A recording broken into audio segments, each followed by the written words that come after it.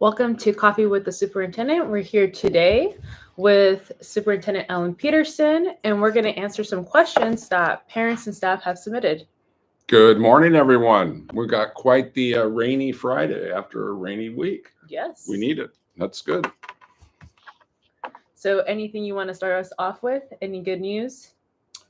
Oh, gosh, we got lots of good news. I think we have had a really fun winter playoff season the last few weeks. We had the Livingston girls won a section championship in wrestling. The Golden Valley boys, I believe this is back to back, maybe three times. I'm not positive, but super strong program there. They won a section championship.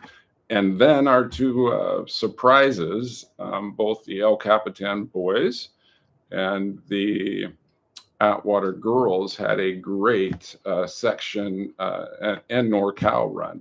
Yeah. So super exciting. What was your take on that? You got to experience all that really for the first time because we haven't had a basketball run like that in my tenure. Yeah. So I was lucky enough to get a media pass. So I was right next to the basketball hoop, and I was just sitting there and just to see the whole action play off, seeing the crowd, seeing our staff and leadership support both teams was really exciting. I think just seeing the sportsmanship between our students and the way that we're talking to each other, supporting each other, the communication, like I got to see it firsthand. And I got to see also the pressure that our students are on the court, because you have a lot of people yelling at you from different sides, faces being made at you from the opposing team, on calls, shots being called by the referees. Having to shoot that free throw with the nutty student section that's totally like, against you. Miss. And I was like, what? So it was really exciting. But I think the takeaway was how our community came together just to support our students. And it's more than just a game. I think it just really uplifted the spirits, and the takeaway was just being there. I wish I could take that feeling that you get just watching our students play and broadcasting and getting that same feeling for others, community for everyone. You want to bottle that spirit up and make sure every parent and every kid in our district gets it. So it was super fun. Just great to see the community support, and it's a memory. All of those kids, the Golden Valley wrestling, Livingston girls, along with our basketball teams, they're never going to forget that. No, it will forever be with them, and just really fun. So that's what I'm most thankful for and grateful for as we come to this session of Coffee with the Soup. Yeah. So we're going to start off with actually a sports question. So a parent asked, why are parents being asked to pay so much to watch their child play a sport? The cost is now $9 a game. I have a student athlete that plays 16 league games, which will cost $144 for one parent to watch. If my husband and another child are able to make the game, that will be a total of $27 we have to pay per game.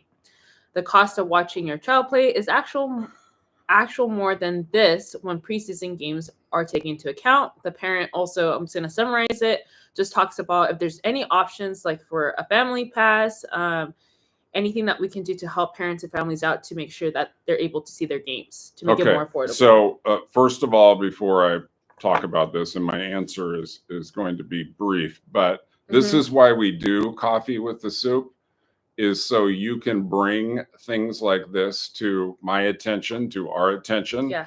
And then we can pass it on to the appropriate decision makers to look into it, because whoever wrote this is exactly right.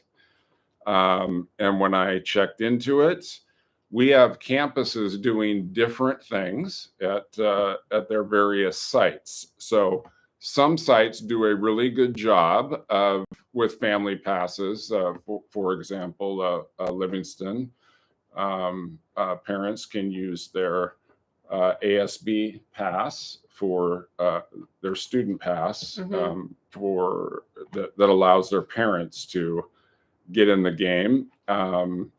Other sites have other processes. So what we're going to do here is at our AD's next meeting. It will Okay. be on the agenda to standardize this across the district, and make sure that family passes can be purchased at the beginning of the year at a much decreased price versus what was stated here. But again, this is how we solve problems. This is how we improve our district, and I appreciate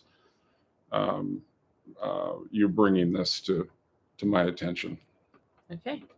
And then we have 2 student questions that were submitted. So it's related to school campus. Why do schools have to be? Why do the school have to be a closed campus for everyone but seniors?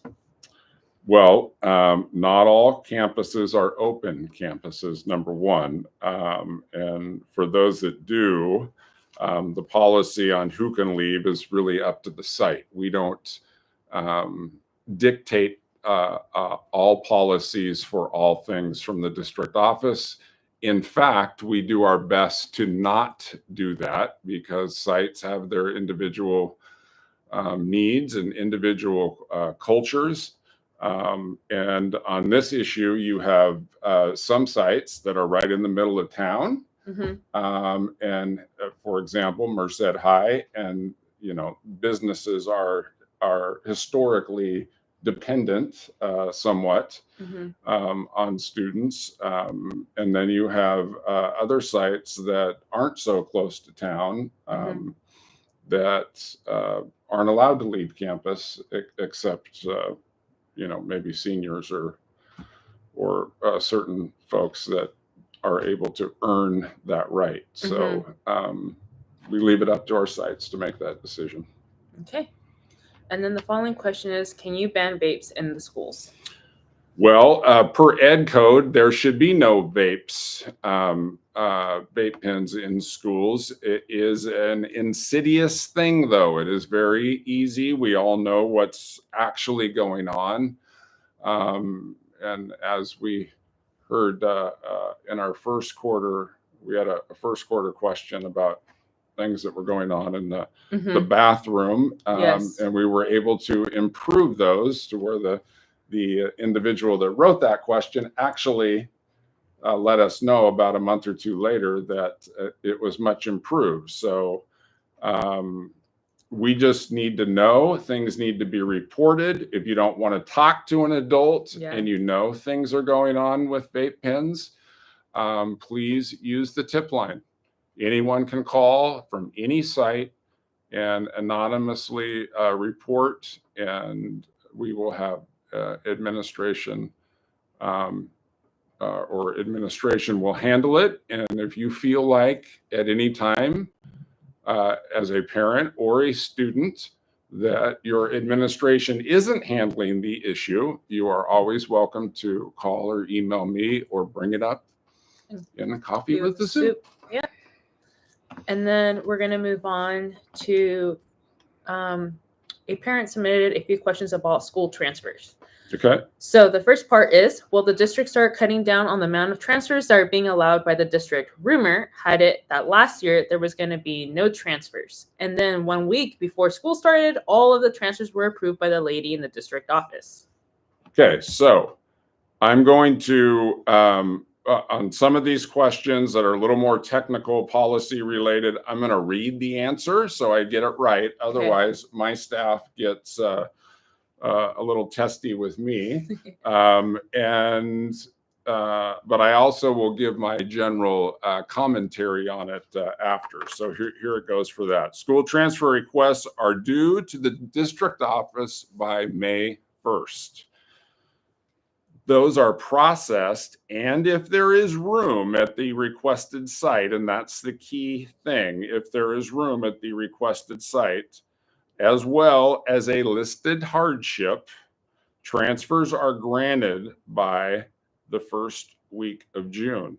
The office creates a waiting list and processes the waiting list toward the end of summer if and when additional room becomes available at the requested site. So if you are a incoming 8th grader and you are in a situation that you believe you have a hardship or need to be at another school, you need to get that application in soon. And that will be processed in June. And then there's multiple steps to that I'm not going to get into this morning. But that is the standard answer. Okay. And then the following question that the parent had is it creating academic and sports inequality amongst the schools? I'm clarify that. Academic, what do you think they're meaning there? I think like if because the amount of transfers that happen, does that create like an academic and sports inequality? Like, is a sports program or an academic program becoming better? Yeah, no, I would have the opposite view of that. I think a rising tide lifts all boats. So if you have a strong program at one school, that brings up the programs at other schools. I mean, we've seen that across the board in aquatics. It's cyclical. You had El Capitan, who was very strong in aquatics a few years ago. Right now it's Merced, and in a couple years it may go back to El Capitan or Golden Valley. I mean, who knows? But it brings up the competition level when we have strong programs. It's not about bringing the strong programs down. It's about bringing the programs that need a little more support and improvement up. Yeah. So that's that. I'll give you another example.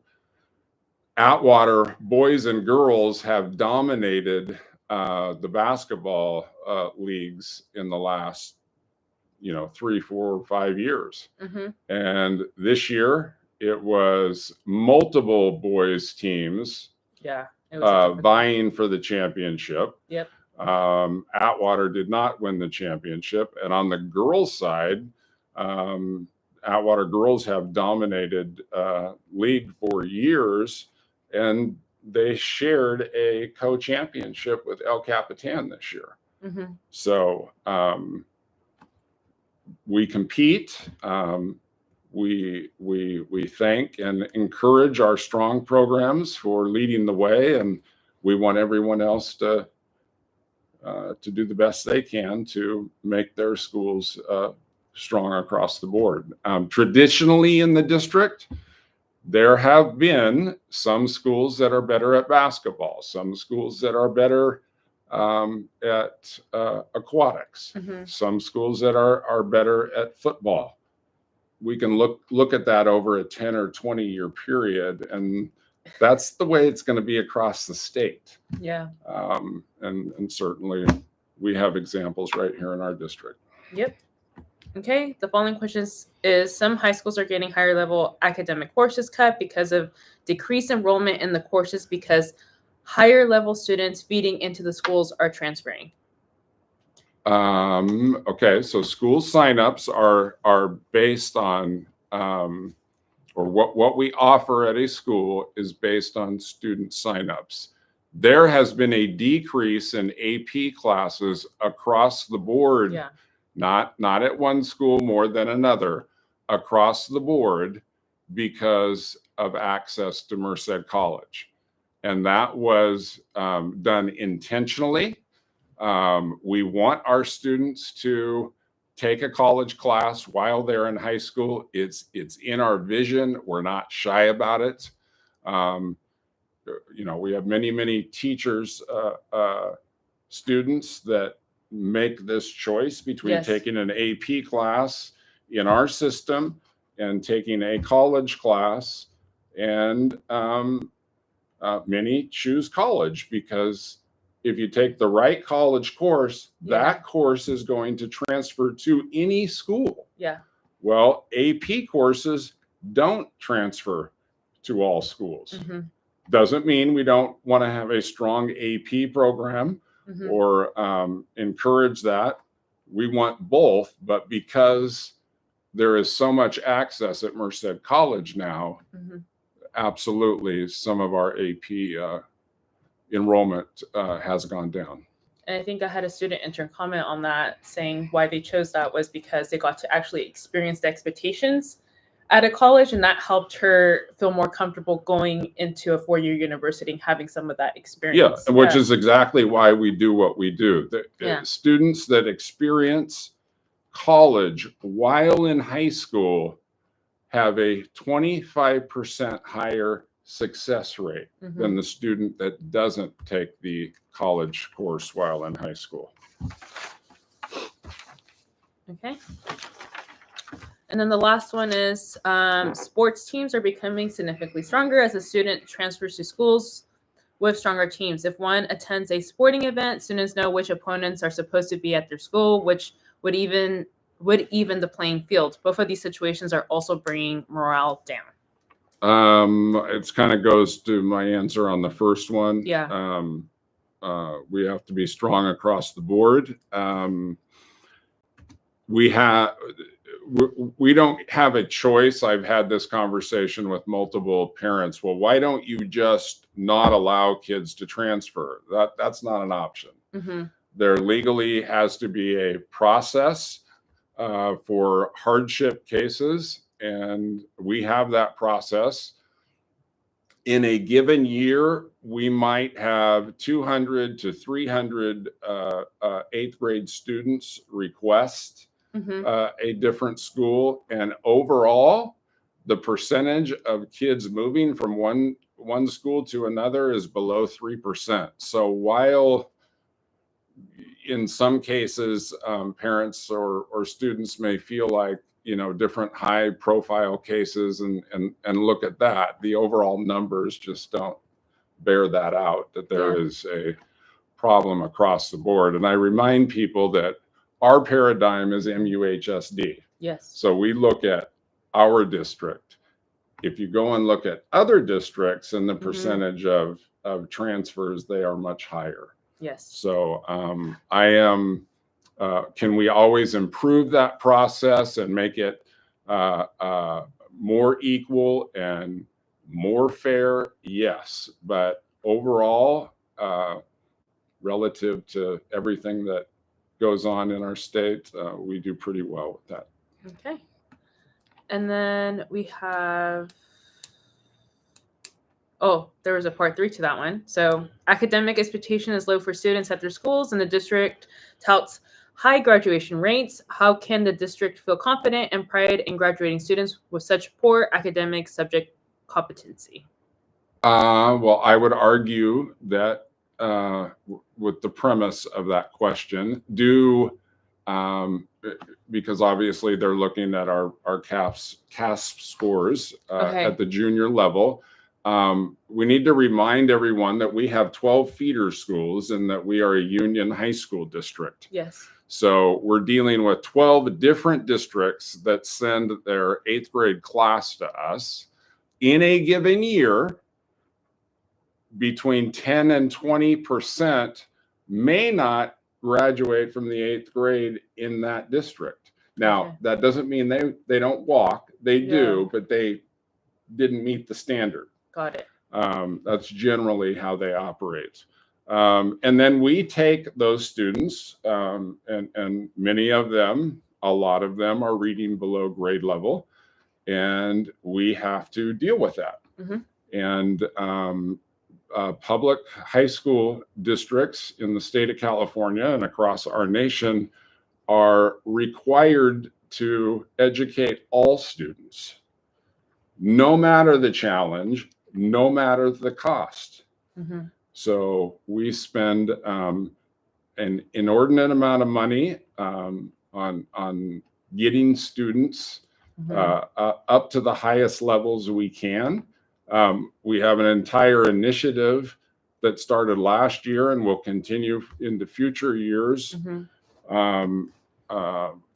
with regard to depth of knowledge and talking about the rigor and how instruction is delivered in the class. Yes. And if anyone watched the board meeting this past Wednesday, they would have saw a presentation where those things are slowly increasing. I'm not going to sit here and pretend that that is not hard. It is. We came off a pandemic, and the decisions that our state made where you disrupt an entire system for 2 years. Experts say it's going to take 9 years to get everything back to normal, to where things were in 2019. And while that's not an excuse, it's also a reality. We are dealing with things in this district that we have not had to deal with before. Yes. And it is definitely taking longer to remedy various challenges for students. And I could not be prouder of our staff, our administrative teams at our sites, on the improvements that we have made especially the last couple of years. Yeah. Because I feel like we're getting pretty close to where we were in 2019 right now. It's not going to take us, another 4 years to get there. So, yes, whoever wrote this question, we have challenges, and we do our very best to fill the gap of our most challenged students and push our high achieving students forward. And generally questions like this come from high achieving students. And it's another reason why we really push early college entry. So if your student needs to be more challenged, it's kind of like when you have a really good baseball player or really good softball player on your hands, and your high school team is your high school team, right? But you do the best you can with that group, and then in the off season they go to a higher performing regional team where they get the toughest competition and quality coaching. And you got to kind of look at it that way from an academic point of view. That's a good if we can't fill all the gaps, it's important for parents to take advantage of our relationships with our higher ed institutions in our area, both the UC and Merced College. Okay, that's a good way to look at it. Okay, so now we're going to move to facilities questions. The first one is, what is the plan for getting Golden Valley and Buhat Colony second gyms with adequate locker rooms and weight rooms? Gosh, I think I wrote this question. Did I turn this question in? I don't think you did. I fully understand this, and in my opinion, it is next on the list. As everyone knows, we have a number of facility improvements going on around the district. Certainly the Golden Valley and Buhat Colony second gyms are high priority. And I'm not talking full on gyms. I'm talking like a large multi-purpose room with weight room and restrooms attached. I remind people that 10 years ago, when we built the Merced High School gym and the Atwater High School gym, that was a $10 million project each, so 20 total. If we did that same thing again now in this environment, it would be well over 40. So at least 100% more.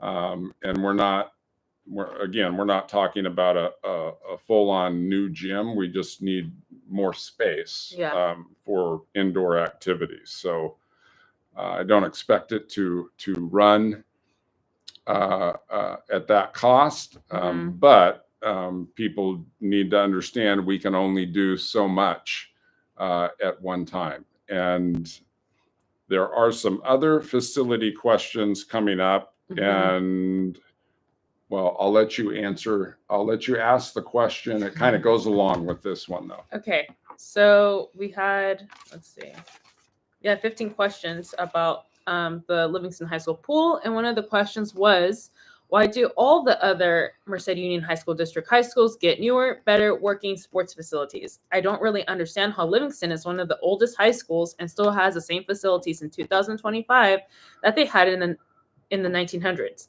These other campuses are getting multiple high quality, expensive projects done, like big pools and new gyms, while Livingston doesn't get anything. Okay, so did you want to summarize all of those Livingston pool questions, or did you want to read each one? No, in summary, the pool sucks and it's old. Okay, so here's the answer that I almost expanded on the last question.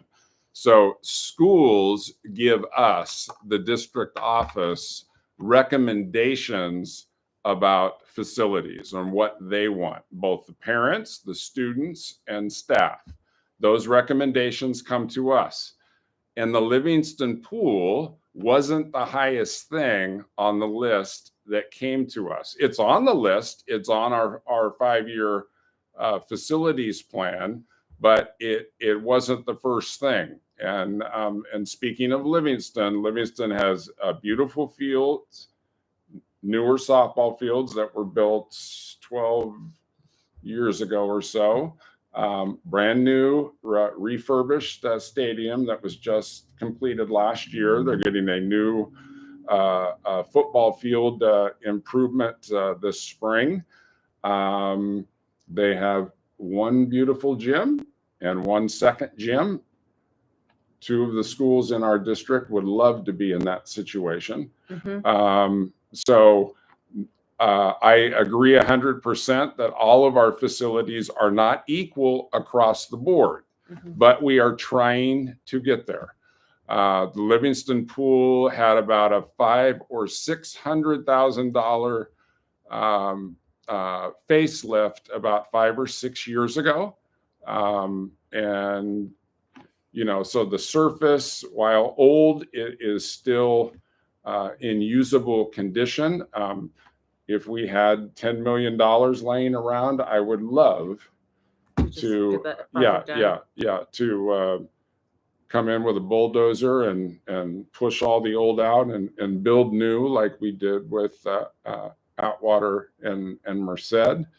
But those 2 pools were in far worse shape than Livingston is. So we will make Livingston work the best we can right now. It is on the list, and we do plan to make those improvements going forward. But again, that's driven by the site, and it needs to come to us as a top priority, one of the top priorities. Okay. And then the following question is in regards to staff employment. So a parent asks, what current code of ethics and conduct is the Merced Union High School District committed to following to ensure that all of its current employees, prospective staff, and all people who work on school grounds are adequate to be around students? Thank you for your time. Okay, so this is a policy response. So I'm going to read it. The Board of Trustees expects district employees to maintain the highest ethical standards, follow district policies and regulations, and abide by state and federal laws. Employee conduct should enhance the integrity of the district and advance the goals of the educational programs. Each employee should make a commitment to acquire the knowledge and skills necessary to fulfill his or her responsibilities and should focus on his or her contribution to the learning and achievement of district students. In addition, we do full background checks on all of our employees. Are all of our employees perfect? No. They make mistakes, and then we have to deal with the consequence of those mistakes, and we do that. Mm-hmm. Okay, and then we have a student question in regards to, they had several questions for you. So they said, what is your stance on students being openly trans and or queer at school? Should they have the option to use restrooms and a name that makes them more comfortable while they're here? How do you ensure the schools become and stay a safe space for for said students? That's a commitment every principal and leader in this district has. Principal or students come to us as they are, whatever the situation. Our job is to make sure that there are no barriers, there is no bullying, and if there is, that there is an adequate response to those things. So in conclusion, yes, all students should feel safe being who they are on our campus. Individual staff members, including myself and you, our opinions are irrelevant. There is a state process and law to all of this, and we follow that. And again, if you're uncomfortable talking to an adult about a situation you're dealing with, please use the tip line. And because we want every single student to feel that sense of safety when attending school on any of our campuses. And then we have a fun question for you. A student asked, Dear Mr. Peterson, do you see the show Invincible? That show was hecka good. If you haven't, you should. Well, I thank them for the advice, and the answer is no. Okay. I have not seen that show. Have you? No, I have not. I have not heard it. I had to Google it. Yeah. Okay. And what did you find? It's an animation show. So it's about like a superhero. Okay. Yeah. I appreciate the advice, but that won't be at the top of my list. Sorry. Okay. And then the last question we have for you is, as we're moving forward towards the spring, what is your message to parents and students? Well, I think, when spring is just about to blossom, and sometimes kids can get a little squirrely. So I encourage parents to, especially this time of year, as the sun starts to come out and it starts to get a little bit more warm, that they review school expectations and rules and make sure they keep their student out of trouble. And sometimes you've got to be proactive about that. Yeah. And I encourage parents to do that, and of course keep up on their coursework. Senior parents hold different message. It's very important if you have a senior that's kind of a tweener, that's maybe not quite sure if they're going to graduate, that you're communicating with your student, you're communicating with the counselor, you're communicating with the administration. We have lots of remedies in place and lots of checks in place, but parents need to do their part and stay up on the communication with school staff regarding graduation. Senior parents, where they are pushing their students forward to Merced College or a UC or an out-of-state institution, that's a whole laundry list of we could do a whole session on that. But again, it's communicating with school staff, it's having your student communicate with the college of their choice to make sure they're very clear on the expectations and what they need to do to be prepared for August or September or whenever your university or college may start. So in general, good communication solves a lot of problems. Okay. That's a good message and reminder. Well, thank you to everyone who submitted questions. We'll be doing another one before the school year ends. And I hope everybody stays dry today. Drive safe around town, and we'll see you next time. For sure. Have a great spring. We'll see you in a couple months.